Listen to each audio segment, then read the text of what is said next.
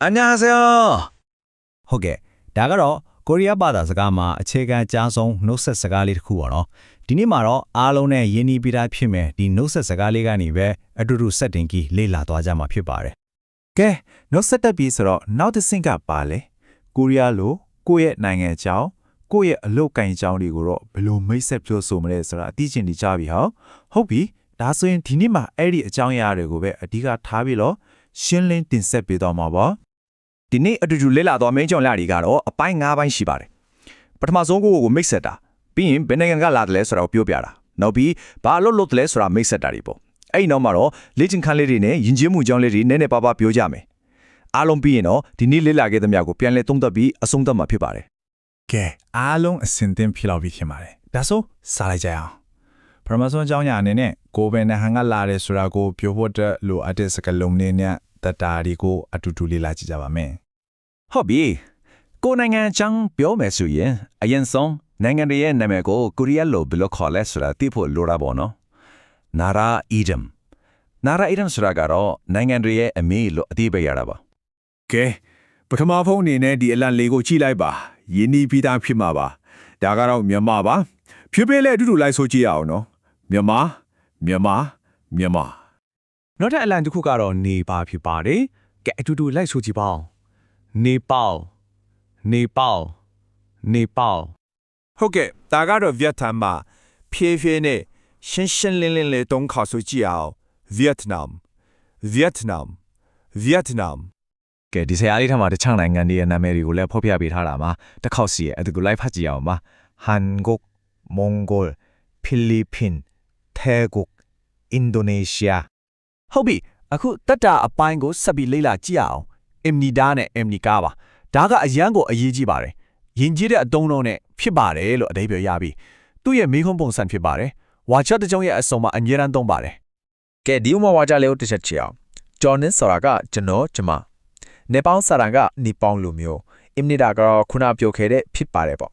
အားလုံးပေါင်းလိုက်ရင်တော့ကျွန်တော်ကျမဒီနေပေါင်းလူမျိုးဖြစ်ပါသည်လွယ်တော့ကဲအတူတူဖြည်းဖြည်းချင်းထုံးကောက်လိုက်ဆိုကြည့်အောင်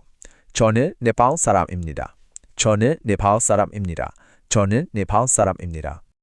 အရန်ကောင်းပါတယ်အခုဆိုရင်ကိုယ်နိုင်ငံအကြောင်းပြောတတ်သွားပြီပေါ့ကဲနောက်တစ်ဆင့်အနေနဲ့ကိုယ့်ရဲ့အလုပ်ကိုင်အကြောင်းပြောပုံပြောနည်းကိုဆက်ပြီးလေ့လာသွားကြပါမယ် ဒီတစ်ခါမှာတော့အလို့အကိုင်းနဲ့သက်ဆိုင်တဲ့စကားလုံးအတလေးရေကိုလေ့လာကြပါမယ်ကိုရီးယားလိုဂျီဟော့မြောင်လို့ဖော်ပါတယ် ကဲအတုံးများတဲ့အလုတ်အကွက်နာမည်တွေကိုလေ့လာကြည့်ရအောင်တစ်ခုချင်းစီကိုဖြည်းဖြည်းချင်းသုံးခေါက်အတူတူလိုက်ဆိုကြည့်ပါမယ်အစင်းတင်ပဲလား 학생နောက်တစ်ခုဝိစာဝံ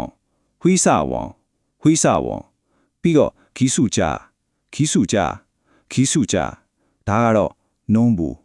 နောက်ဆုံးတစ်ခုကဝိစာနောက်တော့မထီမနီတီးထားရမယ်တဒါတစ်ခုကတော့အင်းနဲ့နွန်းပါဒါတွေကဝါကြတစ်ကြောင်းရဲ့အထက်ကအကြောင်းရဒါမှမဟုတ်ကတားပုတ်ကိုအထူးပြုပေးတဲ့စကားလုံးလေးတွေပါမှတ်ကြတာလည်းလွယ်ပါတယ်nàngရဲ့နောက်ဆုံးဇာလုံးကဘေးတန်နဲ့ဆုံးရင်အင်းကိုတုံးပြီးတာရတန်နဲ့ဆုံးရင်လားနန်းကိုတုံးရပါတယ်ဒါလေးပဲမှတ်ထားလိုက်ရုံပါပဲ ဒီဥမာလေးကိုကြည့်လိုက်အောင်ခါလောဆိုတဲ့နာမည်ကတာရတန်အော်နဲ့ဆုံးတဲ့အတွက်နင်ကိုထုံးထားတာတွေ့ရမှာပါခါလောကအလုတ်ထမဖြစ်ပါတယ်လို့အဓိပ္ပာယ်ရပါတယ်ကဲအတူတူထုံးခေါက်လိုက်ဆိုကြည့်အောင်ခါလောနင်ဂလိုဂျာအင်နီဒါ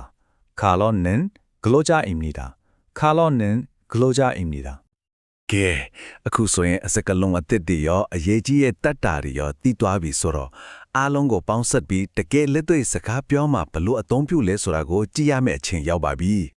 ကိုရီးယားယဉ်ကျေးမှုမှာနှုတ်ဆက်တဲ့အခါအသက်နဲ့ယာတို့ကရေးကြီးတဲ့ဆိုတာလေးကိုနည်းနည်းပြောပြချင်ပါတယ်ကိုရဲအသက်ကြီးသူယာတို့ကြီးသူကိုတွေ့ရင်ခေါင်းလဲငုံကြီးအညုံဟာဆယောလို့ယဉ်ကျေးစွာနှုတ်ဆက်ရပါတယ်ဒါပေမဲ့ယဉ်နေတဲ့သူငယ်ချင်းဒါမှမဟုတ်အသက်ငယ်သူကိုတော့လက်ပြပြီးတော့ရိုးရိုးလေးပဲအညုံလို့နှုတ်ဆက်နိုင်ပါတယ် ကဲဒါတော့ဘယ်နိုင်ငံကလာပါသလဲလို့ယဉ်ကျေးစွာမေးတဲ့မိခိုပုံသားလေးပါဖြည်းဖြည်းချင်းသုံးခေါက်အတူတူလိုက်ဆိုကြည့်အောင်ဩသဒါရဆရိုင်မီကာ ဒါကတော့ဖြည့်ပွန်စံလေးတစ်ခုပါထိုင်းလူမျိုးဖြစ်ပါတယ်လို့အတိပဲရပါတယ်အတူတူတုံးခေါက်လိုက်ဆိုကြည့်ကြမယ်နော် 태국 사람입니다. အရန်ကိုတော်ကြတယ်ကဲဒီနေ့သင်ခန်းစာတစ်ခုလုံးကိုပြန်ပြီးတော့တဖို့အတွင်းလို့ခိုချင်းရောက်ပါပြီသင်ယူဟဲသမျှကိုအားလုံးပေါင်းပြီးတစ်ချက်ပြန်ကြည့်ကြအောင်နော် အဓိကကြတဲ့စကားလုံးတွေကိုပြန်နှွှေးကြရအောင်ဖြည်းဖြည်းချင်းနှခုတ်အတူတူလိုက်ဆိုကြည့်ပါမယ်မြန်မာနေပါလ်ဗီယက်နမ်ဟက်ဆင်ဝေဆာဝန်ဂီဆူဂျာနုံဘူအိုင်ဆာကောင်းပါတယ်နောက်တစ်ခေါက်ထပ်ဆိုကြည့်အောင်မြန်မာနေပါလ်ဗီယက်နမ်ဟက်ဆင်ဝေဆာဝန်ဂီဆူဂျာနုံဘူအိုင်ဆာဟုတ်ပြီအခုတတနဲ့ဥပမာဝါကြတွေကိုပြန်ကြည့်ကြပါမယ်ဖြည်းဖြည်းချင်းနှခေါက်လိုက်ဖိုက်ကြည့်ကြမယ်နော်입니다. 입니까? 응, 는. 어느 나라 사람입니까? 저는 네팔 사람입니다. 저는 근로자입니다. 아양 깡바래. 너그제 너송내내 받지 않마. 입니다. 입니까? 응, 는. 어느 나라 사람입니까? 저는 네팔 사람입니다. 저는 근로자입니다. ဒီနေ့တော့ဒီလောက်ပါပဲအားလုံးပဲဒီနေ့သင်ယူခဲ့တာတွေကိုပြန်ပြီးတော့လေ့ကျင့်ကြည့်မလို့မျှော်လင့်ပါတယ်ဒါပေမဲ့သူမနာယူ